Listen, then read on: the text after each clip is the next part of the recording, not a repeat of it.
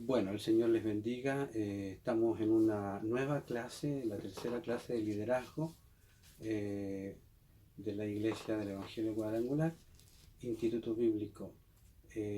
Gracias al Señor por este tiempo. Vamos a hablar ahora de dos cosas que son fundamentales, o un par de cosas fundamentales que tienen que ver con el liderazgo. Primero, la rebelión es un detalle muy fundamental y también la autoridad y la integridad también. Vamos a tratar estos puntos brevemente. En Números capítulos 16 del 1 al 40 dice que se rebelaron los dirigentes. Pero fíjate que en el 16 del 41 al 50 dice que se rebeló toda la congregación. O sea, ¿qué significa esto? Que la rebelión, el espíritu de rebelión es muy contagioso.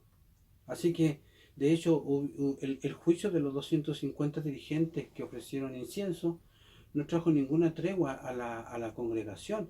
Todavía eran muy rebeldes, afirmando que Moisés había dado muerte a sus dirigentes. Así que, por lo tanto, eh, de hecho, Moisés y Aarón no mandaron que la tierra abriera su boca, fue Dios quien lo ordenó. O Moisés no pudo hacer nada para que el fuego descendiera y consumiera al pueblo. El fuego vino de parte del mismo Señor. Así que por lo tanto, Dios puede soportar, de hecho soportó muchas murmuraciones en el desierto varias veces, pero no permitiría que resistieran a su autoridad. Así que Dios puede tolerar y soportar pecados, pero no puede tolerar la rebelión, porque esta es el principio de la muerte, es el principio de Satanás. Y en consecuencia, el pecado de rebelión es más grave que cualquier otro pecado. Cada vez que el hombre resiste a la autoridad, Dios ejecuta juicio de inmediato. Así que observemos un poquito lo que pasó con David. David tenía un conocimiento muy particular acerca de la autoridad. Entonces, cuando Dios instituye formalmente su autoridad sobre la tierra, obviamente fue en el tiempo en que se establece Israel en la tierra. Entonces, los israelitas cuando ya entran en Canaán, ellos piden un rey a Dios. Entonces Dios le encomendó a Samuel que ungiera a Saúl como primer rey. Y vemos que el Señor rechaza a Saúl y unge a David. Sin embargo, David era todavía un hombre que estaba bajo la autoridad de Saúl. Él estaba entre la gente de Saúl todavía, así que formaba parte de su ejército. Así que una vez que Dios hubiera puesto a Saúl por rey y a David bajo la autoridad de Saúl, David habría tenido que pagar un precio muy elevado, muy alto de la rebelión, ya si hubiera llegado al trono matando a Saúl. No tenía que hacer eso por ningún motivo, tenía que esperar que Dios hiciera las cosas. Así que aquí observamos que la obediencia es superior a cualquier cosa. La obediencia es superior a cualquier cosa. Si los hombres han de servir a Dios, tienen que aprender a sujetarse a la autoridad. Y de hecho es una necesidad absoluta. Así que la obediencia trasciende a lo que hacemos. Así que aquí vemos que David mantuvo la autoridad de Dios. ¿Ya? Si David fuera a gobernar su reino, pero no se sometiera a a la autoridad de Dios, sería tan inútil como Saúl. Por esa razón, porque él mantiene la autoridad de Dios, el Señor lo reconoce como un hombre según su corazón. Así que solamente pueden ser autoridad los que se someten a la autoridad. ¿Entiendes? O sea, un hombre que no aprende a sujetarse no tiene moral para eso. Entonces, este asunto es muy serio en este caso. Es necesario que estirpemos todas las raíces de rebelión dentro de nosotros, dentro de nuestros grupos, que el Señor nos ayude en eso. Así que es absolutamente imprescindible que nos sometamos a la autoridad antes de ejercer autoridad. ¿Ok? ¿Está claro eso? Entonces, la iglesia, de hecho, la iglesia existe por causa de la obediencia. Ella no tiene temor de los débiles, sino tiene temor de los rebeldes. Los rebeldes dejan un daño terrible. Entonces, hay que aprender a someterse a la autoridad de Dios en nuestro corazón antes que la iglesia pueda ser bendecida. ¿Ok? Así que si la iglesia va a ser bendecida es porque hay líderes que han aprendido a sujetarse. Si hay un futuro para la iglesia, o no. Si hay futuro no depende de otra cosa que de nosotros mismos. En este caso, y vivimos en días bastante crueles y críticos, difíciles. Así que voy a mencionar algunos principios, como el principio básico que es la integridad. Integridad un hombre íntegro es estar completo, es no estar dividido. Eh, Tiene que tener coincidencia entre palabras y actos, o ser y hacer. Eso es integridad. O cuando hablamos de personas íntegras, ellos no se dividen su lealtad, no son leales a esto, no, son leales a una sola cosa. No fingen tampoco ser otras personas, son personas completas y tienen una sola manera de pensar. Eh, no temen y ¿por qué? Porque no esconden nada.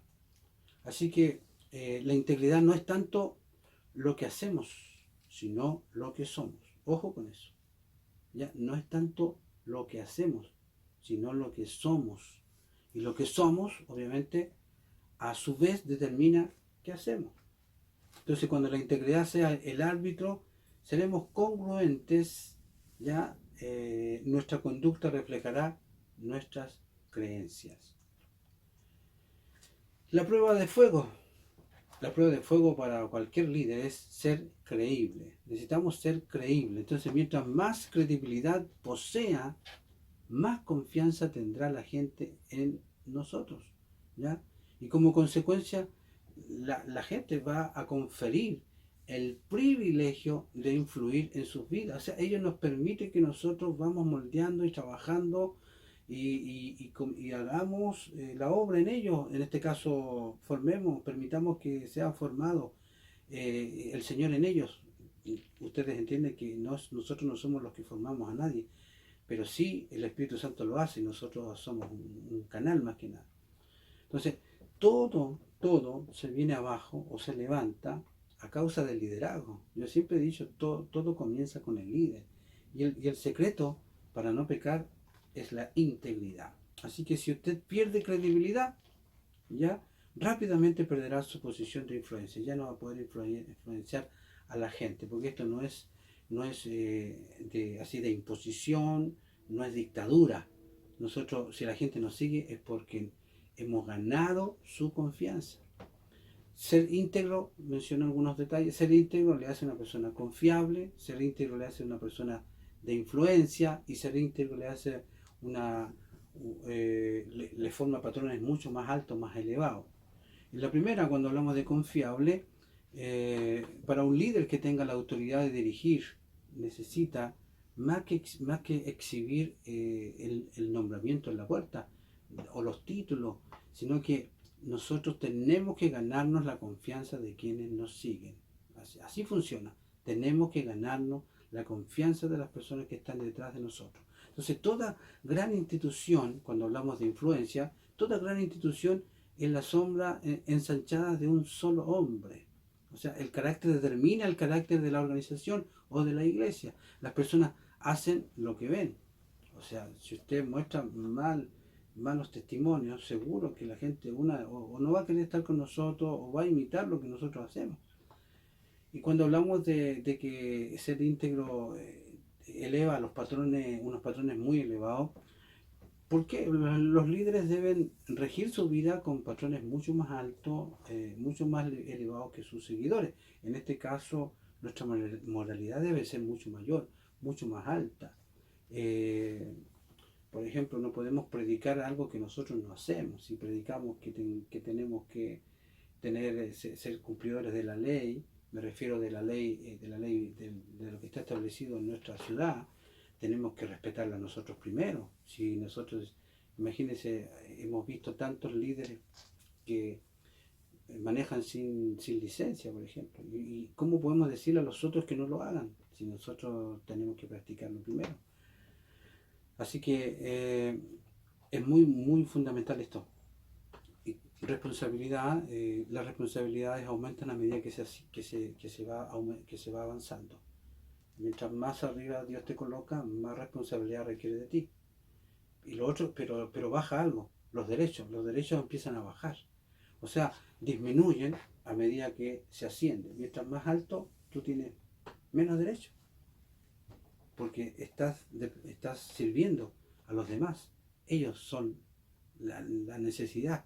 Ellos me refiero, ellos tienen la necesidad y nosotros tenemos que debernos a ellos. Otro punto de ser íntegro, el ser íntegro hace una persona con reputación sólida. No es solo una imagen, la reputación es muy fundamental. Imagen es lo que la gente piensa que somos. O sea, ellos se pasan un rollo con nosotros, ¿ya? Y que a lo mejor nunca somos así. En cambio, la integridad es lo que realmente somos. La integridad tiene que ver con lo que somos de verdad. Y también podemos hablar en esto de la confianza. ¿Es usted la misma persona siempre con cualquier persona que usted habla? ¿O es más, es diferente cuando la persona tiene más dinero o cuando la persona es pobre? ¿Cómo es el tema? ¿Cambia, no cambia? Entonces debemos también tener claro las decisiones. Toma decisiones aunque esas decisiones le perjudiquen a usted. Cuando hablamos de crédito, está siempre dispuesto a dar reconocimiento a las personas que se han esforzado y que han contribuido para que usted alcance el éxito. ¿Le damos crédito a ella o todo el crédito lo llevamos nosotros? Y ahí eso es muy bueno entenderlo. Otra cosa que ser íntegro es vivir primero y luego dirigir a otros. Vivir primero y luego dirigimos a otros. O sea, no podemos dirigir a alguien más allá del lugar donde hemos estado nosotros mismos. O sea, tenemos que haber pasado por varias cosas nosotros primero para que después los que nos siguen, ellos también lo pasen. Entonces, muchas veces nos preocupamos tanto del producto que olvidamos y acortamos el proceso. A veces la gente pretende que en unos meses logremos el éxito y eso no es posible. El proceso a veces es muy largo y ahí vamos funcionando. Entonces es muy interesante mantener la paciencia. Eh, no hay atajos cuando se trata de integridad. Dejar que el Señor obre, dejar que el Señor haga en la medida que Él lo requiera, ¿ya? Y se demore lo que se demore, Dios nos ayude que sea lo antes posible, ¿cierto? Pero en el tiempo del Señor. También ser íntegro hace del líder creíble y no solo ser una persona lista o como le podemos llamar en el mundo, los chilenos le llamamos vivarachos, no podemos usar eso, no podemos ser así como pasar por el lado. Los líderes listos o vivarachos o que quieren pasar adelante cuando no les corresponde, generalmente no perduran, no logran mantenerse. El requerimiento último del liderazgo es ganarse la confianza de los demás. Vuelvo a repetir, de otra manera no habrá seguidores, hay que ganar a la gente, hay que amarla, respetarla, servirle. De esa manera vamos a poder ganar la confianza de ellos. Y confiar en un líder no significa estar de acuerdo con él. Así que estén de acuerdo con nosotros o no, de todas maneras tenemos que ganarlos. Eh, Vuelvo a repetir, lo alto de la vida es la integridad. Integridad tiene que ver que no es un hecho dado a todas las personas, es el resultado de la autodisciplina, la confianza interna, es una decisión de actuar con honestidad en todas las áreas de la vida. O sea, yo decido actuar honestamente. Si alguien me da un vuelto de más, yo voy y lo devuelvo. O sea, es una decisión, no ser pillo, eso es clave en el líder. No hemos, muchas veces nos hemos convertido en una nación de imitadores. Hay pocos líderes dignos de imitar. Hoy día hay pocos líderes, generalmente o caen con el tema del dinero, el tema de las damas, de las mujeres, o la fama, la gloria, qué sé yo. Siempre estamos fallando en más de alguna área. Para mí es complicado y triste decirlo que de un 100% del liderazgo, no, solo un 40% alcanza a llegar a lo que el Señor le solicita. El otro 60% se pierde en el camino por estas cosas. Entonces, eh, hoy día la palabra integridad evoca la idea de puritanismo o estrechez mental, o sea, no estamos a la onda de la época, no, no, la integridad tiene que ver con que yo soy una persona intachable, impecable, ¿ya? Vamos a ver un poquito la formación de un líder. Cuando hablamos de la formación de un líder, vamos a ver un poco de Nehemías. De hecho, la ciudad de Jerusalén fue destruida en el año 586 y los judíos que vivían allí, dice que fueron deportados a Babilonia, eh, debían estar en el cautiverio durante 70 años, pero en el 537 se le permitió a un primer grupo que regresara y en el 516 se reconstruyó el templo de Jerusalén.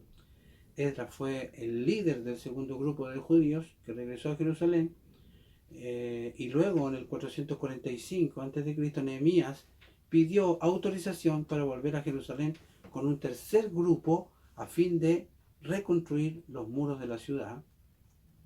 Y en aquellos días las ciudades estaban protegidas por los muros que le rodeaban, y si un enemigo atacaba la ciudad, le podía tomar hasta 6 meses abrirse paso para entrar. O sea, era una cosa muy difícil.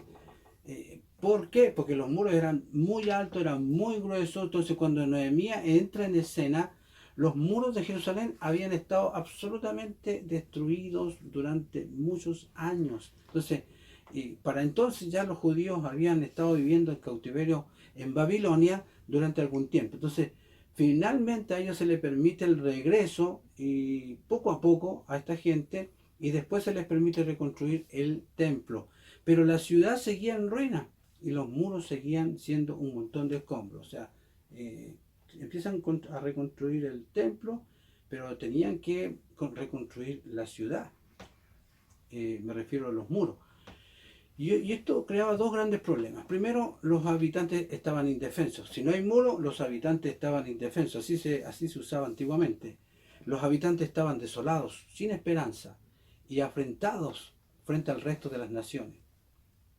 Así que cuando hablamos de los habitantes indefensos, estamos hablando que no tenían ninguna protección, eran vulnerables ante los ataques, ante las provocaciones, y al saber que estaban indefensos, obviamente se sentían muy desalentados, derrotados. Entonces cuando un ejército entraba a una ciudad y se apoderaba de ella, lo primero que hacía era destruir los muros, porque así se aseguraba de entrar cuando ellos quisieran. Era un símbolo de la derrota y del desamparo.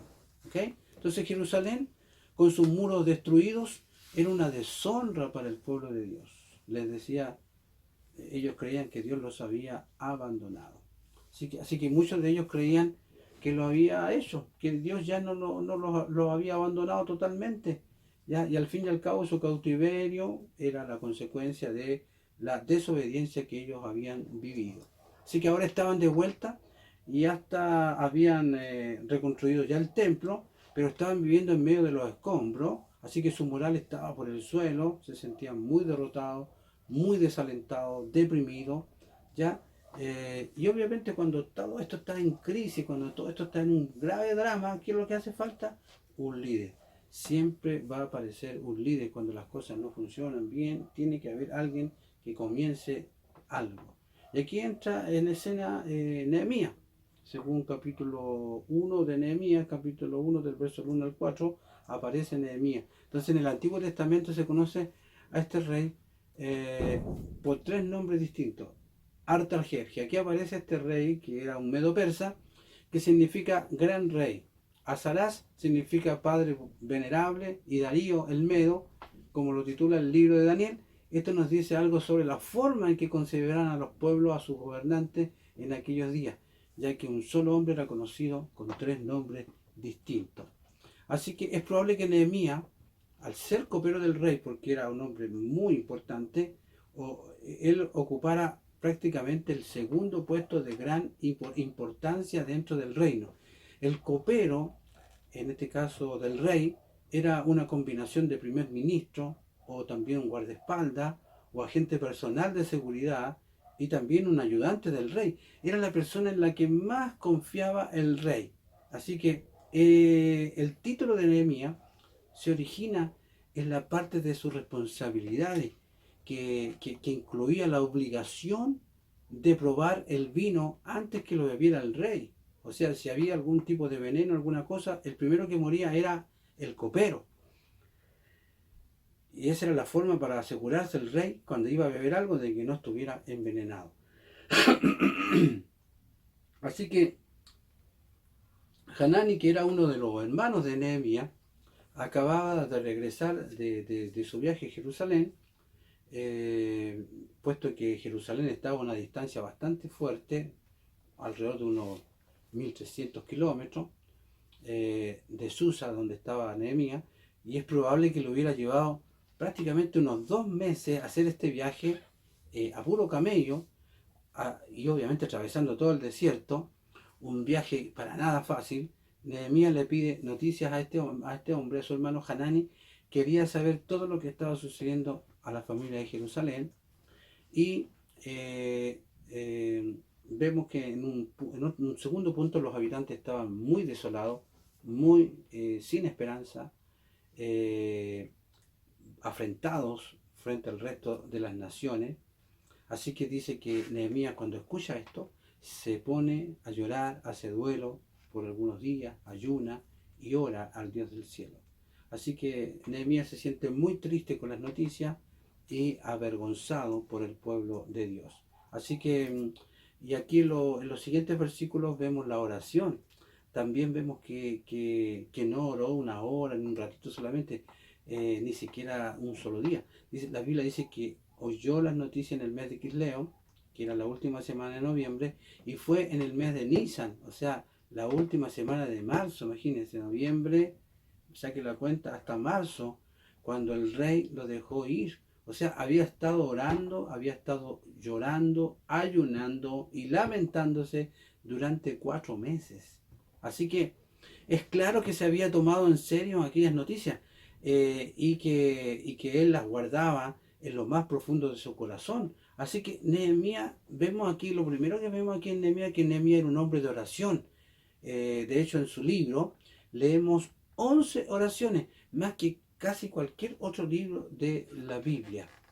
Así que, eh, ¿por qué crees tú que Dios escogió a Nehemías para que fuera líder? ¿Habrá tenido que ver con su vida de oración? Es muy posible. Que Dios les bendiga en este día, que el Señor añada bendición a cada una de las enseñanzas que se ha impartido, y nos vemos en nuestra próxima oportunidad.